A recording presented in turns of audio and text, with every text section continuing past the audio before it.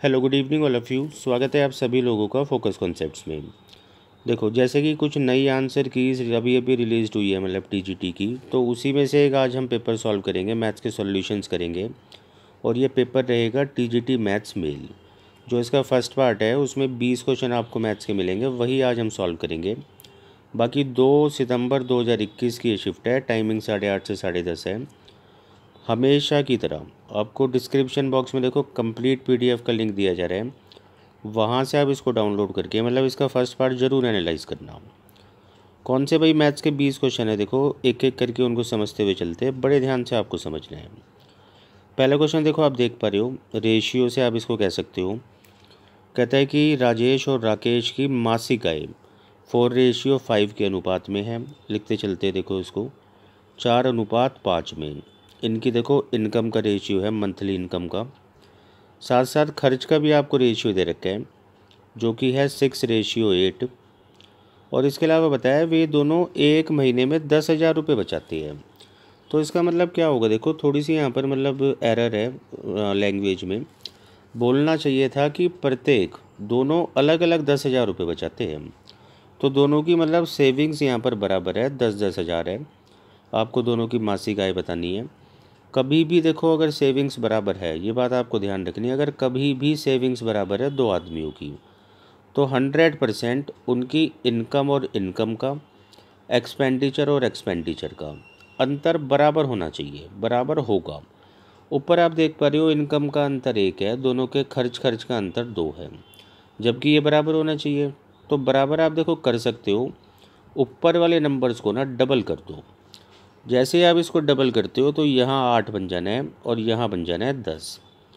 अब आप बड़े ध्यान से देखो, किसी की भी आप सेविंग्स देख लो, 8 में से 6 खर्च किया यानी 2 बचाया, 10 में से 8 खर्च किया 2 बचाया।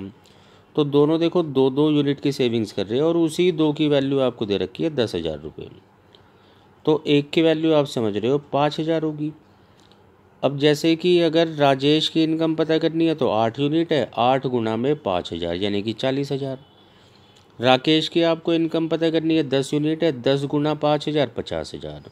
तो आंसर रहेगा ऑप्शन बी। इसके बाद देखो क्वेश्चन नंबर 2 है, मैंसुरेशन से है।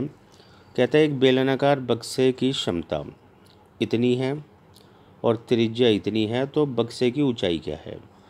बेलनाकार बक्सा आप समझ रहे हो सिलेंड्रिकल, और क्षमता का मतलब होता है वॉल्यूम से। तो मतलब आपको सिलेंडर का यहाँ वॉल्यूम दे रखा है, रेडियस दे रखी है और हाइट पूछी है। तो वॉल्यूम का फॉर्मूला बस आपको पता होना चाहिए, जो कि होता है पाई आर स्क्वायर। आर का मतलब 23 × 23, और एच तो आपको निकालना ही है, तो आप एच लिख के छोड़ दो। अच्छा, ये वॉल्यूम है 81466। बाकी देखो इसको आपको कैलकुलेट करना ही पड़ेगा।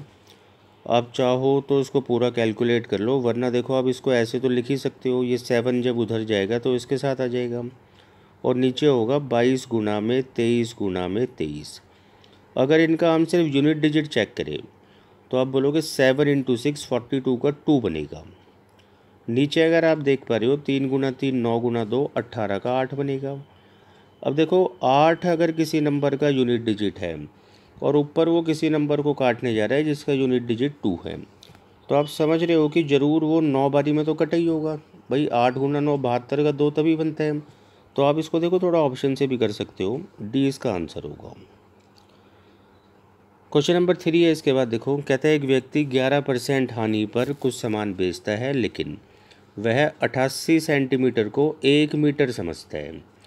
तो लाभ या हानि जो भी हुआ है वो कितने प्रतिशत का हुआ है। अब देखो 1 मीटर अगर उसके पास कोई सामान लेने आया ना, तो देना तो उसको चाहिए 100 सेंटीमीटर, क्योंकि 1 मीटर में 100 सेंटीमीटर होते हैं। बट वो 88 दे के ख़त्म करता है कहानी। कैसे करना है इस क्वेश्चन को, देखो आप मान लो कि भाई जो भी सामान उसके पास है वो खुद उसको 1 रुपये प्रति सेंटीमीटर की दर से पड़ता है दुकानदार को, और 100 सेंटीमीटर यानी कि 1 मीटर अगर उसके पास कोई सामान लेने आया तो उसका जो सीपी बनेगा ना वो 100 रुपये बनना चाहिए। और जैसे कि वो 11% हानि पर बेच रहा है तो 89 में बेच रहा होगा, लेकिन सही मायने में उसने 100 रुपये का सामान तो दिया ही नहीं है। उसने 100 सेंटीमीटर ना दे के 88 सेंटीमीटर सामान दिया है, और 88 सेंटीमीटर सामान उसे खुद 88 का पड़ा होगा। तो असल में ये लॉस नहीं है बल्कि एक छोटा सा प्रॉफिट है। 88 वाला सामान 89 में जा रहा है, यानी कि 1 का प्रॉफिट है 88 पर, और परसेंट के लिए 100। बाकी जब आप इसको कैलकुलेट करोगे तो आपको 1.14% मिल जाएगा, यही इसका आंसर है। क्वेश्चन नंबर 4 देखो, परसेंटेज से है, काफ़ी फेमस क्वेश्चन है, लगातार आ ही रहा है।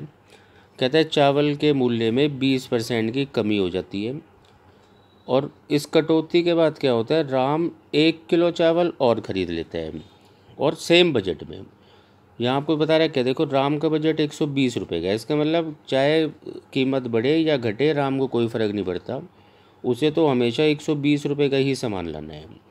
तो कहने का मतलब है उसका खर्च हमेशा बराबर रहेगा। अब जब खर्च बराबर होता है तो क्या होता है, देखो मूल्य और खपत का ना उल्टा रेशियो बनता है। अब मूल्य का पहले देखो रेशियो बनाओ, 20% का मतलब होता है 1/5, कि पहले अगर भाई 5 मूल्य था तो 1 से घटकर 4 हो गया मूल्य, यानी कि प्राइस। और अगर बात की जाए खपत की यानी कंजम्पशन की, तो ये उल्टा रेशियो बनता है, क्योंकि खर्च दोनों बार ही बराबर है, वो बनेगा 4 और 5 का। और इस रेशियो से आपको भी नज़र आ रहा होगा कि भाई 1 यूनिट सामान फालतू आएगा, और बिल्कुल एग्जैक्टली 1 ही किलो सामान फालतू आया है। तो यहाँ पर ये 4:5 अब रेशियो नहीं है बल्कि ये रियल डाटा है। मूल मूल्य हमसे पूछा है तो उसके लिए आपको 2 चीज़ें पता होना चाहिए, कितने पैसे में कितना सामान आता था। तो देखो 4 किलोग्राम सामान आता था, वो भी 120 में। तो 120 को आप 4 से डिवाइड करोगे तो मूल मूल्य का मतलब प्रति किलोग्राम का मूल्य 30 रुपये रहेगा, 30 इसका रहेगा आंसर। इसके बाद देखो क्वेश्चन नंबर 5 है, एवरेज से है। एक यहाँ पर आपको 41 नंबर्स 41 संख्याओं का औसत दे रखा है 20। अगर मैं 41 की गुणा 20 में कर लूँ तो आप समझते हो उन 41 संख्याओं का ना योग आ जाएगा। कैलकुलेशन बहुत ईजी है, आप मल्टीप्लाई ऑरली कर सकते हो। इन्हीं 41 में से देखो पहली 20 का औसत 15 है, 20 गुना 15 यानी कि 300। और इन्हीं में से अंतिम 20 संख्याओं का औसत 13 है, 20 गुना 13 आप समझते हो 260। तो 41 संख्याओं का इतना औसत, और अगर आप इन दोनों को जोड़ते हो 20 और 20 40 संख्याओं का इतना औसत। अब बची बीच वाली एक संख्या जो कि है 21वीं। 21वीं संख्या कैसे निकलेगी, आपको 820 में से ना ये योग माइनस करना है, यानी 820 माइनस 560, आंसर आपको मिलेगा 260। तो डाटा इतना आसान है, मतलब कि कोई भी शॉर्टकट लेने की ज़रूरत इस क्वेश्चन में है ही नहीं। इसके बाद देखो क्वेश्चन नंबर 6 भी बहुत आसान सा क्वेश्चन है, टाइम एंड डिस्टेंस का, ज़रूर आपने पढ़ा होगा। कहता है एक व्यक्ति अपनी सामान्य गति से 5/7 चलता है। इसका मतलब है कि भाई अगर उसकी नॉर्मल स्पीड रोज़ाना की स्पीड 7 है तो आज उसने 5 की स्पीड से चला है।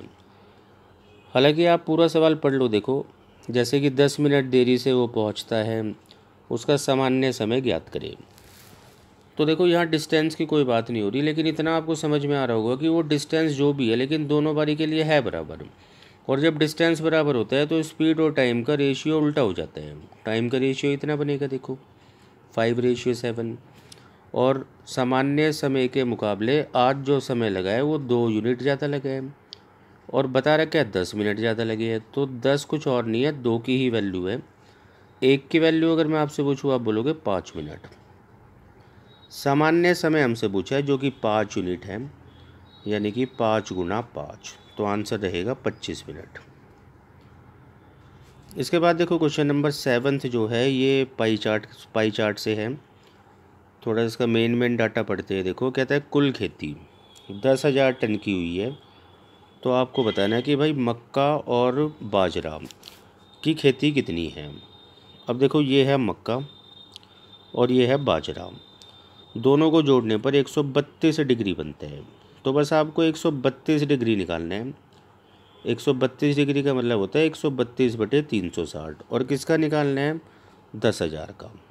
तो जब आप 10,000 का इतना निकालोगे, कैलकुलेट करते हैं इसको, देखो आप इसको ना 12 से काटो, 12 से ये 3 बारी 36 और 1 ज़ीरो, 12 से 11 बारी 1 ज़ीरो और काट लो, तो ये 11,000/3 बन रहे हैं।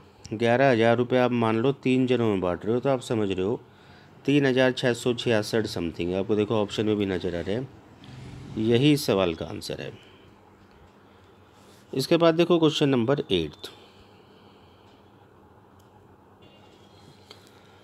कहते हैं कि राम फर्नीचर बेचता है, एक कुर्सी का अंकित मूल्य आपको बता रखा है 24,500। और शाम मतलब कोई ग्राहक होगा देखो यहाँ पर, जिसको ना 17% की छूट दी जाती है। कहता है उसके बाद शाम ने सौदेबाजी की और भी सौदेबाजी की और लास्ट में ये 17,800 में कुर्सी ले ली उसने।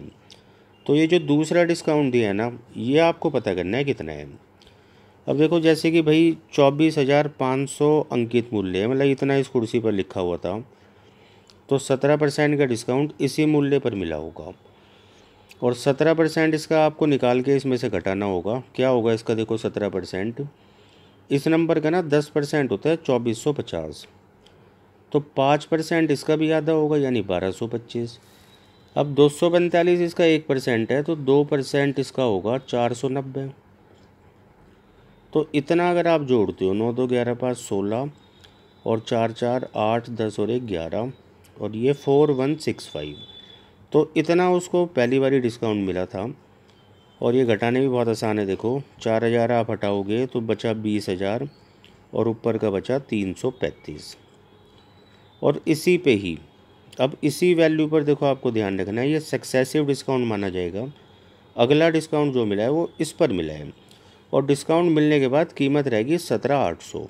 तो आप 17,800 जब इसमें से घटाओगे तब आपको पता चलेगा कि ये दूसरा डिस्काउंट कितने रुपए का था।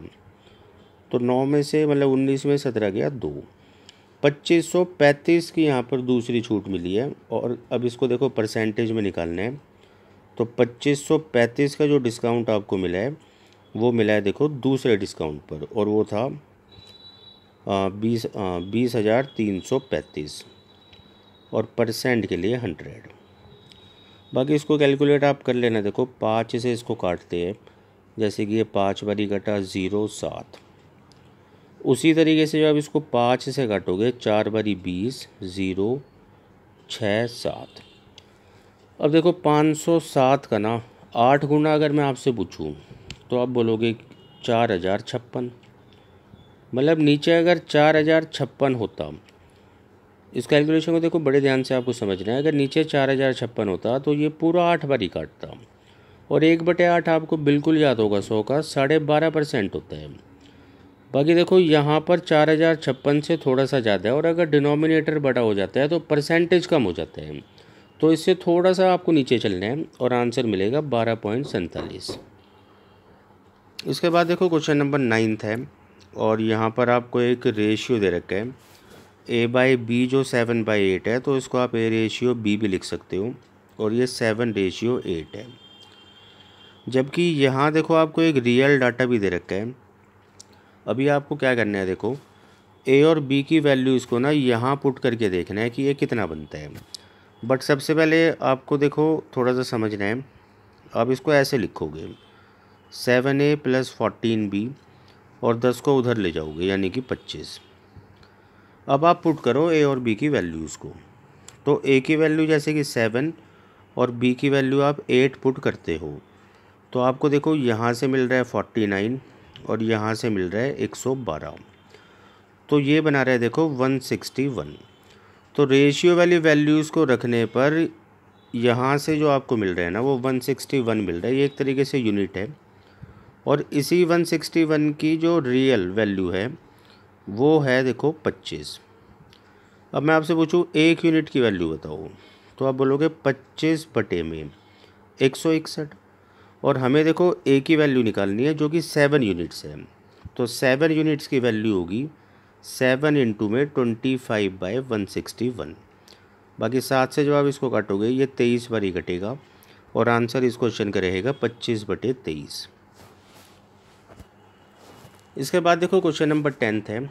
यहाँ आपको एक ग्राफ दिखा रखा है और आपको बता रखा है कि चीनी के उत्पादन, मतलब ये सभी नंबर्स आपको बता रहे हैं कि चीनी का कितना उत्पादन किस वर्ष में हुआ है। और सवाल यहाँ पूछा जा रहा है, देखो पिछले वर्ष में उत्पादन के 10% से अधिक कम कितने वर्षों में हुआ है। कहने का मतलब है कि एक तो आपको चेक करना है कि कमी कहाँ कहाँ हुई है। देखो एक तो कमी आपको यहाँ नज़र आ रही है, और दूसरी कमी आपको जो नज़र आ रही है वो यहाँ। और अभी आपको चेक करना है कि भाई इन दोनों में से जो कमी हुई है ना वो 10% से अधिक कितने वर्षों में हुई है। अब 10% का मतलब ऐसा नहीं है कि मतलब आप इसको पूरा पूरा कैलकुलेट करके देखोगे, आप इसका डिफरेंस देखो ताकि आपको पता चल जाए कि भाई कितनी कमी हुई है। तो देखो 8 में से 1 गया 7 और 48 में से 43 गया तो 5। अब 57 की यहाँ कमी हुई है और ये कमी हुई है 488 पर। अब 488 का 10% देखो आप समझ रहे हो, बस 10 से डिवाइड कर देना होता है 48.8 और बिल्कुल 48.8 से ज़्यादा कमी हो रही है। तो एक तो हमें वर्ष मिल गया यहाँ पर। दूसरी कमी देखो सिर्फ यहाँ आती है, आपको यहाँ और चेक करना है बस। कमी आप देख पा रहे हो, आपको ना 33 की कमी मिल रही है। मतलब 630 में से आप 597 घटाते हो तो 33 मिलता है, जबकि 630 पर ये कमी हुई है और 630 का 10% 63 होता है। तो 10% से ये कम है, तो यानी इसको हम काउंट नहीं करेंगे। तो 10% से ज़्यादा कमी केवल एक ही वर्ष में हुई है, तो आंसर होना चाहिए 1। क्वेश्चन नंबर 11 बिल्कुल आसान है। देखो टाइम एंड वर्क से है। कहता है महेश एक काम को 9 दिनों में और रमेश उसी काम को 18 दिनों में। दोनों का एलसीएम आप समझ रहे हो, 9 और 18 का एलसीएम देखो 18 होता है और क्षमता जो बनेगी महेश की 2 और रमेश की 1 बनेगी। तो बस यही 18 काम दोनों से मिलकर आपको कराना है। दोनों की क्षमता मिलाकर 3 होगी तो 6 दिन लेंगे ये। क्वेश्चन नंबर 12 भी देखो बिल्कुल 1 लाइन का क्वेश्चन है। आपको यहाँ पर बताना है कि भाई 9 के पहले 13 गुणांकों का औसत क्या है। अब 9 का जो पहला गुणांक होगा ना, गुणांक का मतलब आप समझ रहे हो मल्टीपल्स। 9 के टेबल में आने वाला पहला नंबर 9 है, दूसरा 18 है, तीसरा 27 है। इस तरीके से आप सीधा चलो 13वें मल्टीपल पर, तो आप बोलोगे 9 गुना 13 जो कि होता है 117। और एपी सीरीज़ ये बनी रही है। देखो एपी सीरीज़ का मतलब समांतर श्रेणी। आपको हर मतलब अगले और पिछले नंबर के बीच में एक बराबर अंतर नज़र आ रहा है, ऐसी सीरीज़ को एपी बोलते हैं।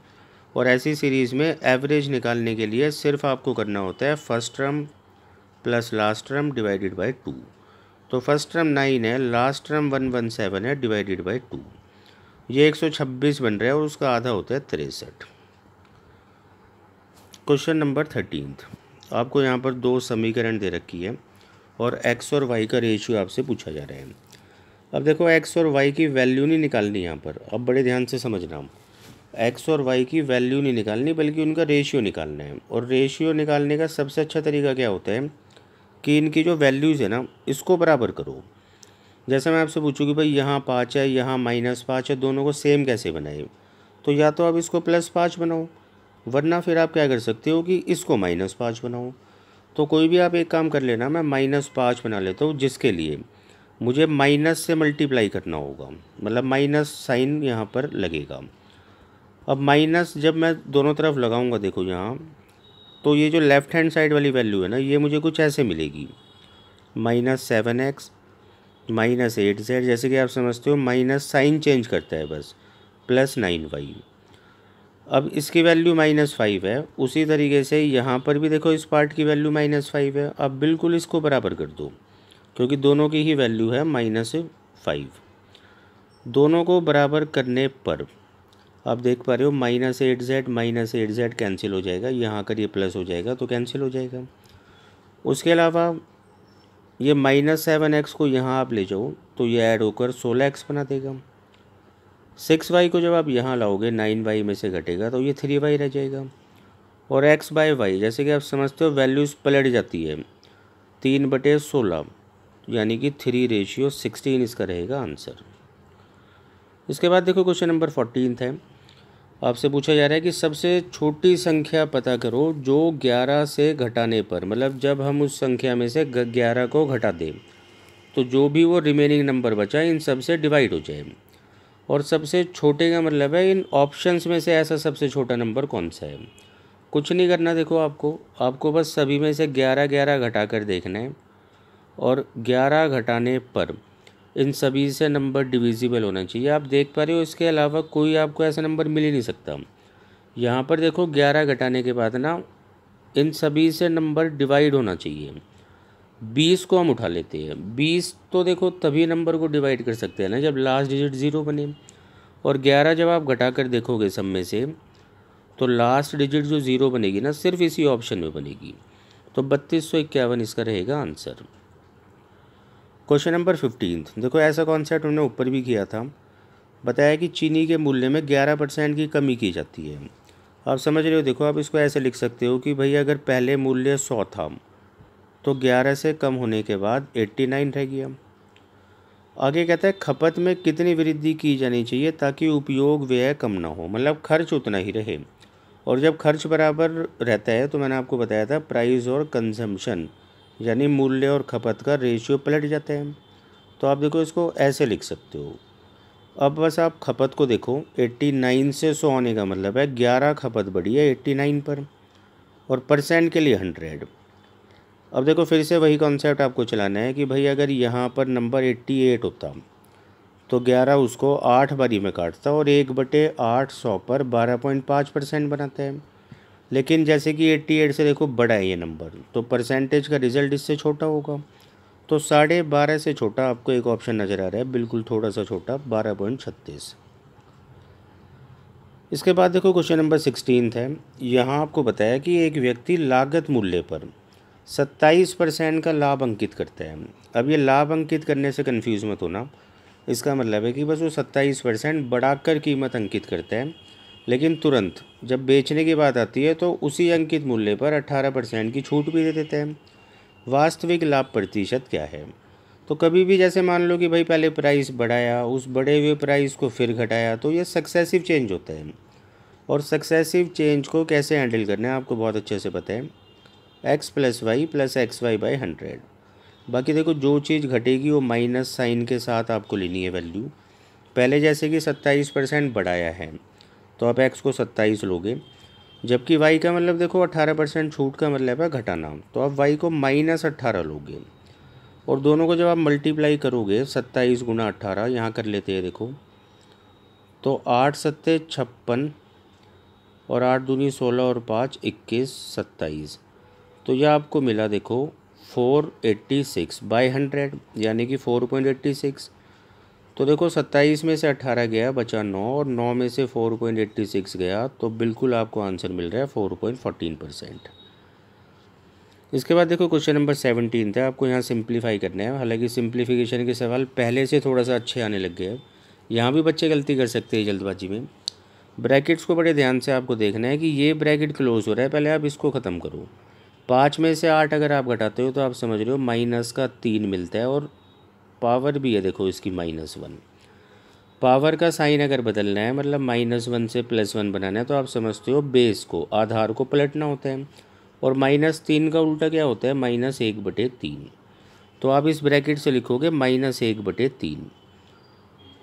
उसके अलावा देखो आपको यहाँ पर मिल रहा है -7, इधर मिल रहा है आपको 2, और ये पूरा एक ब्रैकेट है जिसकी पावर -1 है, और 1+ इससे पहले है।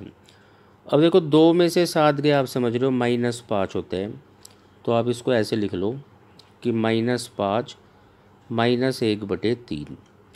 तो 3 × 5 15, और ये -16/3 बन रहे हैं। एक बार फिर से चेक देखो, थोड़ा सा ठीक कर लेना, ये असल में ना -1/3 था, तो माइनस माइनस क्या हो गया था, प्लस। तो इसको ना आप प्लस कर लो, ऐसे बनेगा ये। और इसके बाद 2 में से -7 आप घटाओगे, -5 + 1/3 हो जाएगा। तो कुल मिलाकर भाई -15 + 1 यानी कि -14/3। लेकिन देखो यहाँ माइनस है तो फिर से आपको पलटना है और आप लिखोगे -3/14।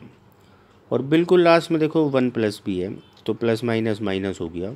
तो 14 × 14 में से 3 गया 11/14। और 11/14 को जब आप सॉल्व करोगे तो आपको बिल्कुल मिल जाएगा लगभग 0.79।